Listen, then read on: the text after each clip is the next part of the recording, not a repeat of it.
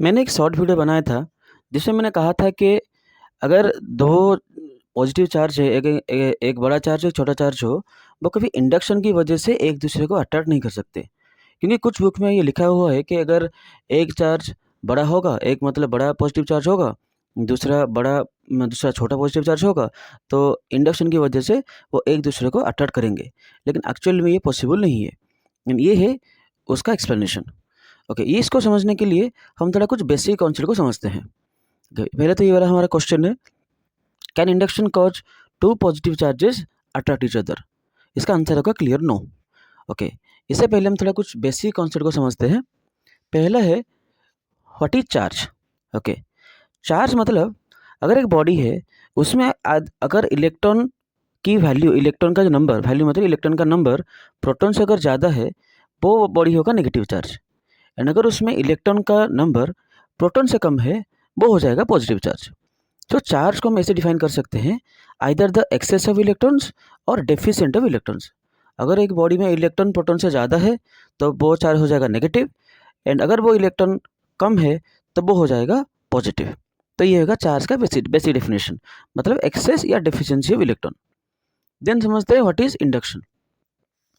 Okay, induction मतलब अगर एक पॉजिटिव चार्ज बॉडी है एंड उसके पास एक ऑनचार्ज बॉडी है, ऑनचार्ज बॉडी मतलब न्यूट्रल बॉडी जिसका चार्ज है 0, तो ड्यू टू इंडक्शन क्या होगा, ये पॉजिटिव जो चार्ज है, ये पॉजिटिव चार्ज जितना ये पॉजिटिव चार्ज है, जितना ये पॉजिटिव चार्ज का वैल्यू है, इसके एक साइड में उतना नेगेटिव चार्ज आ जाएगा एंड उसकी अदर साइड में उतना पॉजिटिव चार्ज आ जाएगा। मतलब अगर ये एक्चुअली ये इसमें कितना चार्ज इंड्यूस होगा, ये डिपेंड करता है इसका वैल्यू में। इसमें जो चार्ज इंड्यूस होगा, ये इंड्यूस चार्ज इस चार्ज का नेगेटिव होगा। मतलब अगर ये बॉडी पॉजिटिव है, तो इसमें नेगेटिव चार्ज इंड्यूस होगा। अगर ये नेगेटिव है, तो इसमें पॉजिटिव चार्ज इंड्यूस होगा। एंड इसमें जो चार्ज इंड्यूस होगा, ये आइदर इस चार्ज के साथ इक्वल हो सकता है या इससे कम हो सकता है। ये इंड्यूस चार्ज इस चार्ज से कभी बड़ा नहीं हो सकता। उसका एक्चुअली फॉर्मूला भी है, q dash equal to minus Q one minus one by K, which means कि अगर ये इसमें जितने भी चार्ज इंड्यूस होगा, ये इसके साथ आइदर इक्वल होगा या इससे कम होगा, इससे कभी ज़्यादा नहीं होगा। एंड अगर ये पॉजिटिव है तो ये नेगेटिव होगा, एंड ये नेगेटिव है तो ये पॉजिटिव होगा। एंड अगर ये हमने इस केस में लिया है इसको पॉजिटिव चार्ज, तो ये होगा नेगेटिव चार्ज। एंड इसका अपोजिट हो जाएगा, मतलब इसका अदर साइड में होगा पॉजिटिव चार्ज। ओके, इसको बोलते हैं इंडक्शन। फॉर इंडक्शन एक बॉडी होगा, मतलब एक होना चाहिए चार्ज बॉडी, दूसरा होना चाहिए on charge body, then only induction can happen. Okay, now let's come back to our question. हमारा क्वेश्चन ये था कि अगर मतलब इंडक्शन की वजह से क्या 2 पॉजिटिव चार्ज एक दूसरे को अट्रैक्ट कर सकते हैं? इसका आंसर होगा क्लियर नो। यहाँ मैंने लिया है एक पॉजिटिव चार्ज, एक बड़ा पॉजिटिव चार्ज, ये छोटा पॉजिटिव चार्ज। इसमें पॉजिटिव चार्ज का वैल्यू ज़्यादा है, इसमें पॉजिटिव चार्ज का वैल्यू कम है। तो इस केस में क्यों ये दोनों एक दूसरे को अट्रैक्ट नहीं कर सकते, ये समझते हैं। पहले तो इंडक्शन के लिए एक होना चाहिए चार्ज बॉडी, दूसरा होना चाहिए ऑन चार्ज बॉडी।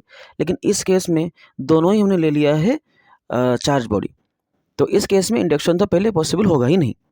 ओके, तो पहला रीज़न ये है कि इंडक्शन सेकंड चार्ज में पॉसिबल नहीं है।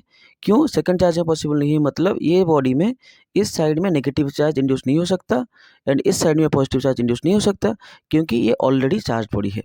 ओके, ओके, ये होल चीज़ इसीलिए पॉसिबल क्योंकि हमने जो चार्ज बॉडी लिया है, these are isolated charge bodies, मतलब इनके पास और कोई बॉडी नहीं है। सो इन दिस केस मतलब पॉजिटिव चार्ज एक दूसरे को अट्रैक्ट नहीं कर सकते। सो ये जो हमने लिया है, ये ओनली आइसोलेटेड बॉडी केस के लिए, आइसोलेटेड चार्ज बॉडी केस के लिए है। ओके, देन सेकंड रीजन क्या है? सेकंड रीजन ये है, अगर ये चार्ज बॉडी पॉजिटिव है, तो इसका मतलब क्या है? ये चार्ज बॉडी पॉजिटिव मतलब इसमें इलेक्ट्रॉन का जो नंबर है प्रोटॉन से कम होगा, मतलब इसमें इलेक्ट्रॉन ज़्यादा है ही नहीं, इसमें प्रोटॉन का वैल्यू ज़्यादा है। इंडक्शन का मतलब क्या होता है? इंडक्शन का मतलब होता है कि इसमें अगर ये ऑन चार्ज बॉडी है, ये था ना हमारा ऑन चार्ज बॉडी, तो ये ऑन चार्ज बॉडी है, तो due to this positive charge body, इसमें जो इलेक्ट्रॉन होगा वो क्या होगा ना, रीअरेंज हो जाएगा। रीअरेंज होके एक साइड में आ जाएगा एंड बाकी जो प्रोटॉन दूसरे साइड में आ जाएगा। मतलब इसमें इलेक्ट्रॉन एंड प्रोटॉन का वैल्यू सेम है, बस इलेक्ट्रॉन क्या होगा ना, एक साइड में आ जाएगा, दूसरे साइड में आ जाएगा प्रोटॉन। लेकिन इसमें तो इलेक्ट्रॉन ज़्यादा है ही नहीं, इसमें प्रोटॉन ज़्यादा है। तो अगर इलेक्ट्रॉन ज़्यादा है ही नहीं, तो वो रीअरेंज होगा कैसे? मतलब वो आएगा कैसे? इलेक्ट्रॉन रीअरेंज होने के लिए ये आना चाहिए, लेकिन इसमें इलेक्ट्रॉन ज़्यादा है ही नहीं। तो इसीलिए इस साइड में अगर ये पॉजिटिव चार्ज है, तो ये साइड में नेगेटिव चार्ज आएगा ही नहीं। तो अगर ये पॉजिटिव चार्ज है, ये पॉजिटिव चार्ज है, ये एक बड़ा पॉजिटिव चार्ज है, छोटा पॉजिटिव चार्ज है, then also they will repel each other.